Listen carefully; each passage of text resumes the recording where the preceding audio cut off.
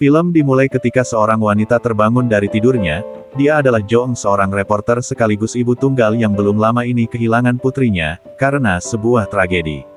Putrinya dibunuh oleh seorang kakek pengidap penyakit demensia, yang sekarang kondisinya sedang kritis di rumah sakit. Di hari itu Jong menyuarakan aksinya seorang diri, berdiri di rumah sakit sembari membawa spanduk, yang bertuliskan kejahatan tidak bisa dimaafkan. Dia melakukan itu sebagai bentuk protes, karena ternyata kakek yang membunuh anaknya itu tidak dihukum. Hal itu terjadi karena tidak ada seorang pun saksi, yang bisa membuktikan kejahatannya. Seorang reporter yang menjadi senior Jong datang di hari itu untuk mengambil gambar aksi tersebut, dan memuatnya ke dalam media.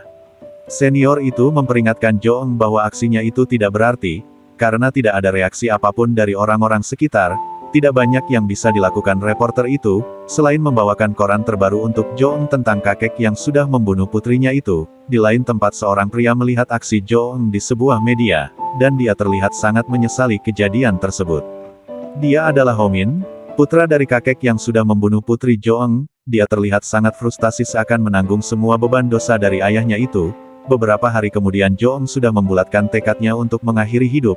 Melalui sebuah situs Jong membuat perjanjian dengan orang-orang yang juga sudah menyerah dengan kehidupannya. Mereka akan berkumpul di satu tempat untuk mengakhiri hidup bersama. Sebelum melakukan itu Jong pergi ke makam putrinya, untuk meninggalkan buku diari miliknya.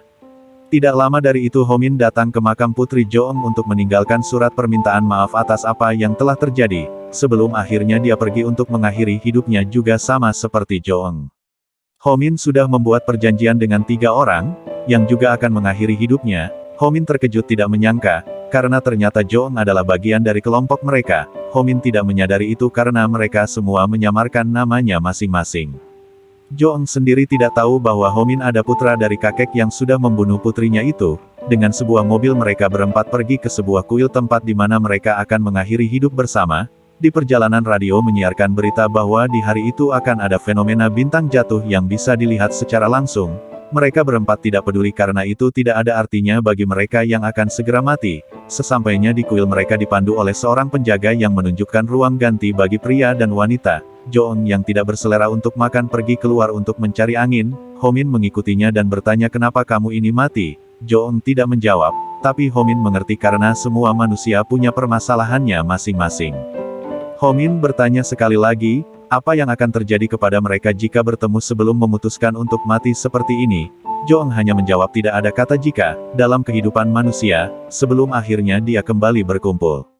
Di malam itu mereka menutup semua jendela, dan sela-sela pintu dengan rapat. Seorang wanita menangis karena teringat dengan masalah yang sedang dihadapi. Dia adalah seorang wanita yang menyesal karena sudah tertipu oleh agensi musik palsu. Ketika wanita itu bertanya kenapa Jong ingin mati, Jong menjawab itu karena putrinya yang sudah tidak ada. Mereka meminum obat tidur sebelum akhirnya menyalakan briket batu bara yang akan meracuni mereka semua. Ketika karbon monoksida mulai menyebar dan seorang pemuda lainnya terbangun karena tidak kuat menahan sesak nafasnya. Mereka berdua berusaha untuk keluar, sementara Jong dan Homin mulai lemas tak berdaya. Mereka berempat gagal untuk mati dan akhirnya dilarikan ke rumah sakit. Jong terbangun dari masa kritisnya, sementara Homin dinyatakan telah meninggal dunia tepat pada pukul 12 malam. Waktu tiba-tiba mundur di mana Jong terbangun lagi di pagi hari yang sama. Ia nampak bingung saat mengulangi kejadian serupa. Di hari itu Jong mencoba untuk mengesampingkan kejanggalan tersebut, dan mengikuti alur yang sama seperti sebelumnya. Namun lagi-lagi dia gagal dan kali ini dia terbangun 1 hari sebelumnya. Sejak saat itu setiap jam 12 Jong akan menghilang dan terbangun di hari sebelumnya. Dia menceritakan kejadian itu kepada adiknya, di mana tentu saja dia tidak akan percaya. Pada akhirnya adik Jong yang bisa membaca kartu ramalan meminta sang kakak untuk memilih 3 kartu, yang dia sediakan. Kartu pertama adalah pertanda karma. Jong terikat oleh masa lalu dan dia harus bisa berdamai atau merelakannya. Kartu kedua adalah pertanda bahwa Jong sedang diawasi oleh seseorang. Kartu ketiga memberi sebuah penjelasan bahwa jika Jong memecahkan masalah, maka pada dasarnya itu dapat diselesaikan. Kuncinya hanyalah berusaha, dan Jong tidak pernah melakukan itu sebelumnya. Ramalan itu menandakan bahwa apa yang terjadi kepada Jong adalah karma. Dia lebih memilih untuk mengakhiri hidupnya, daripada merelakan putrinya, dan terus menjalankan hidup sembari memikirkan fenomena itu. Waktu terus mundur, setiap jam 12, Jong akan terbangun di hari sebelumnya. serangkaian kejadian di masa lalu terus dialami oleh Jo-eng. Dia bertemu kembali dengan rekan reporter yang pernah membantunya, namun kali ini Jo-eng mengambil tindakan yang berbeda. Dia dibutakan oleh amarah dan memutuskan untuk membunuh sang kakek yang menjadi tersangka. Di malam hari Jo-eng datang ke rumah sakit dan menemui sang kakek yang terbaring lemah. Jo-eng menangis di antara dendam dan keikhlasan. Dia mulai bimbang dan memikirkan kembali niatnya tersebut, namun sang kakek yang tiba-tiba tersadar membuat Jo-eng takut. Akhirnya dia berusaha untuk membungkamnya. Di saat yang sama, Ho-min datang ke ruangan ayahnya itu, dan melihat langsung kejadian tersebut. Jo-eng terkejut dan bertanya dalam hati, kenapa Ho-min ada di sini? Ho-min tidak sempat mengejar Jo-eng karena waktu sudah menunjukkan pukul 12 malam, di mana dia akan menghilang dan kembali ke hari sebelumnya. Hari demi hari Jo-eng lewati, walaupun kini tidak ada kata esok dalam kehidupannya. Memasuki tahun 2017, Jo-eng menghadapi hari kematian putrinya, dan tibalah saat di mana misteri pembunuhan itu akan terungkap. Jo-eng tidur di malam itu, sebelum akhirnya dia terbangun di hari kemarin, hari di mana dia kehilangan putrinya.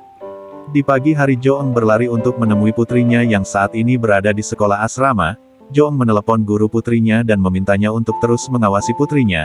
Jo-eng meminta gurunya untuk berjanji tanpa meninggalkan penjelasan apapun untuknya. Di saat yang sama Ho-min dihadapkan oleh godaan dari ayahnya, yang terus bertingkah. Penyakit yang diderita ayahnya itu membuat dirinya selalu kewalahan, karena sang ayah sangat sulit untuk diatur. Ho-min memutuskan untuk mengurung ayahnya di rumah, saat dia akan pergi menghadiri interview pekerjaan. Sang ayah terus mengoceh dan berkata bahwa dia ingin memberikan telur untuk Ho-min putranya. Ho-min mulai merasa lelah dengan semua cobaan itu, dan akhirnya dia melepaskan sang ayah dengan harapan dia tidak akan pernah kembali lagi. Sementara itu Jo-eng yang sudah tahu bahwa akan ada pembunuhan, meminta polisi untuk segera datang ke sekolah putrinya. Di saat yang sama guru sekolah mulai mengantuk saat dia mengawasi anak-anak yang masih tertidur. Putri Jo-eng terbangun di pagi itu dan dia pergi keluar seorang diri. Ia menyusuri area sekolah di mana dia menemukan ayah Ho-min, yang sedang mencuri telur-telur. Polisi tiba di sekolah dan mulai memeriksa keadaan di sana. Begitu juga dengan Jo-eng yang mulai berlari ke asrama untuk memeriksa keadaan putrinya itu. Tentu dia sudah tidak ada di sana. Sementara itu putri Jo-eng dan ayah Ho-min berjalan menyusuri tepi kolam, sembari membawa telur yang mereka ambil sebelumnya. Telur jatuh ke dalam kolam dan ayah Ho-min berusaha untuk mengambilnya. Ketika itu putri Jo-eng ikut terjatuh, ayah Ho-min berusaha untuk menolongnya. Polisi yang melihat kejadian itu segera membantu dan untunglah putri Jo-eng berhasil diselamatkan. Jo-eng berlari dengan panik, dia terus menyebut nama putrinya itu, dan memeluknya. Di saat itulah kebenaran terungkap, bahwa ternyata ayah Ho-min hanya bermaksud untuk menolong putrinya selama ini. Di hari itu Ho-min datang menjemput ayahnya, meminta maaf kepadanya dan membawanya pulang. Jo-eng yang ada di sana menyapa Ho-min yang tentu saja dia tidak akan mengenalnya, karena di masa itu mereka belum pernah bertemu. Hari terus berjalan mundur sejak saat itu, Jo-eng selalu menyempatkan waktunya untuk berada di sisi putrinya. Saat itu Jo-eng baru menyadari bahwa buku harian yang dia bawa mengikuti perjalanannya kembali ke masa lalu, di mana setiap tulisan yang dia buat di situ tidak akan menghilang. Tahun demi tahun Jo-eng mulai terbiasa dengan waktu yang terus berjalan mundur, akan tetapi dia harus menghadapi kenyataan di mana putrinya itu semakin kecil dan kembali ke dalam kandungannya. Bagi Jo-eng hari kelahiran adalah hari terakhir di mana dia bisa melihat putrinya. Di suatu malam Jo-eng menemukan surat milik Ho-min yang terbawa dari masa depan. Dalam surat itu Ho-min menyesali perbuatan ayahnya, yang saat itu kebenaran belum terungkap. Kali ini Jo-eng mulai menyesali atas apa yang telah dia lakukan kepada ayah Ho-min. Di malam itu untuk menebus kesalahannya dia berusaha mencari keberadaan Ho-min melalui media sosial. Dia juga menemukan website milik salah satu pemuda yang ikut mengakhiri hidupnya di malam itu. Dia adalah Junho yang saat ini duduk di bangku SMA. Jo-eng berusaha menemuinya di sekolah, di mana ternyata Junho juga mengalami kemunduran waktu. Jo-eng beranggapan bahwa pasti ada alasan kenapa semua ini terjadi. Junho berpendapat bahwa ini adalah pemberian dari Tuhan, karena kehidupan dia yang sebelumnya sangat menyakitkan. Junho sudah rela hidup seperti ini, bahkan jika harus kembali ke dalam kandungan dan menghilang selamanya. Berbeda dengan Junho, Jo-eng masih berusaha untuk menghentikan kemunduran waktu ini, agar dia bisa kembali hidup bersama putrinya. Walaupun tidak yakin, Junho berpendapat bahwa fenomena ini berhubungan dengan jatuhnya komet di malam saat mereka mencoba mengakhiri hidup. Belum sempat menjelaskan maksud dari tanya itu, Junho membawa Jo-eng pergi menemui Sea, wanita yang menyesal karena telah tertipu. Mereka berdua berusaha menyelamatkannya karena dia tidak mengalami kemunduran waktu. Tapi sayangnya dia tidak percaya dan tetap termakan oleh rayuan penipu itu. Joong datang menemui adiknya yang sedang menjaga kafe. Saat itu Joong tidak menyangka bisa bertemu dengan Homin yang sedang bekerja mengantar mebel ke kafe. Sadar bahwa Homin tidak akan mengenalinya, Joong meminta kartu namanya supaya dia bisa menghubunginya lagi. Kembali ke hari kemarin, Joong datang ke perusahaan mebel tempat di mana Homin bekerja. Joong terus mengikutinya sembari memikirkan kemungkinan masa depannya bisa berubah. Jika dia bisa membuat Homin mengenali dirinya, jika itu terjadi Joong berharap Homin bisa mencegah tragedi kematian putrinya itu. Tentu itu bukan perkara mudah karena setia JM12 Joong terbangun di hari kemarin, di mana orang baru yang dia temui di hari itu tidak akan mengenalinya lagi. Walau demikian dia terus berusaha dan pantang menyerah. Di waktu yang terus berjalan mundur, Joong menemui Homin yang saat itu belum mendapat pekerjaan. Joong memperkenalkan dirinya dari awal dan berusaha lebih akrab dengannya. Joong bercerita bahwa saat itu dia sedang hamil sekitar 10 minggu, tapi ayah dari anaknya itu pergi meninggalkannya sebelum menikah. Walaupun di hari itu mereka sudah mulai akrab, semuanya menjadi sia-sia ketika waktu menunjukkan pukul 12 malam dan Joong kembali ke hari kemarin. Suatu ketika Joong akhirnya mengetahui penyebab kenapa ayah Homin mengidap penyakit demensia. Semua itu berawal ketika Homin masih menjadi seorang atlet gulat, di mana ayah Homin sangat mendukungnya. Homin terus berlatih, hingga akhirnya dia terpilih menjadi atlet tingkat nasional. Saat bertanding dengan lawan yang lebih kuat, Homin mulai tertekan dan dia memaksakan diri untuk terus menghadapinya. Tidak ingin putranya cedera, ayah Homin berteriak histeris meminta putranya itu untuk menyerah saja. Di saat itulah otaknya mengalami kerusakan dan gejala demensia mulai menjangkit pada dirinya. Joong sudah melarang Homin untuk bertanding, tapi dia tidak percaya dan semuanya berakhir sebagaimana mestinya. Pada akhirnya Joong mulai menyadari bahwa dia tidak mempunyai kapasitas untuk merubah hal-hal besar. Setelah kembali ke hari kemarin Joong menemui Homin yang saat itu masih sehat dan giat berlatih. Sadar bahwa dia tidak bisa merubah masa depan, Joong tidak lagi berharap banyak kepada Homin. Satu hal yang bisa dia lakukan hanyalah menuliskan semua kejadian yang dialami pada buku diari miliknya. Dengan semangat hidup yang terus berkurang, Joong meminta penjelasan dari Junho mengenai perkataan sebelumnya tentang bintang yang jatuh. Junho menjelaskan bahwa mungkin mereka punya kesempatan untuk mengembalikan waktu, dengan melakukan hal yang sama, yaitu mengakhiri hidup di saat fenomena bintang jatuh terjadi.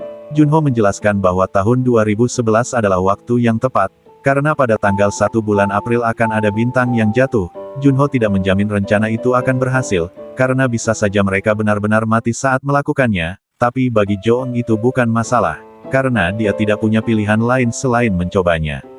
Sedangkan Junho dia sudah membulatkan tekad untuk meneruskan hidupnya seperti itu. Pada tanggal 1 April di tahun 2011, Joong akhirnya bertemu dengan seorang pria yang menjadi kekasih sekaligus ayah dari putrinya saat itu.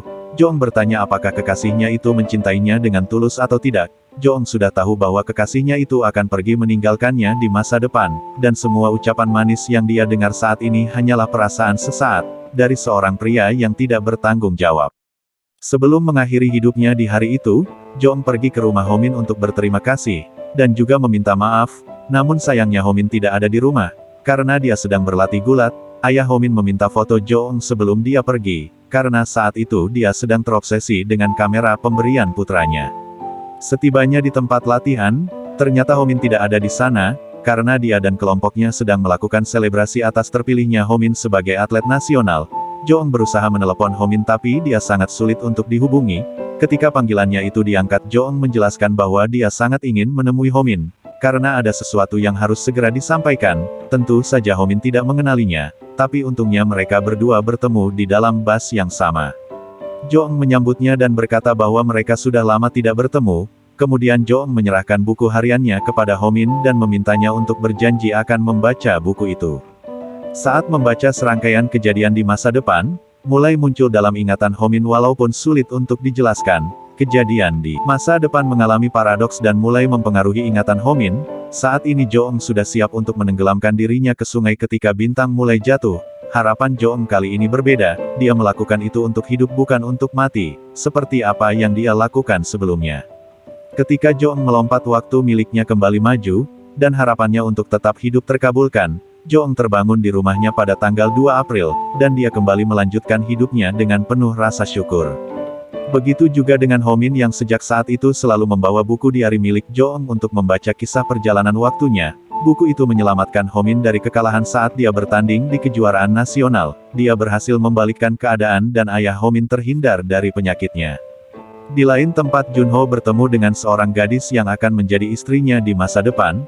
Junho memberikan cincin pernikahannya pada gadis itu, sebelum akhirnya berpamitan, karena dia akan terus kembali ke masa lalu, sampai mati dan hilang dari keberadaan. 9 bulan kemudian Putri Joong terlahir kembali, dan Joong sudah menanti kehadirannya. Pertemuan tragis antara Joong dan Homin berubah menjadi reuni mengharukan. Setelah mereka saling menunggu satu sama lain, film ini berakhir dengan bahagia di mana Putri Joong terhindar dari tragedi kelam dan terus hidup bersama sang ibu.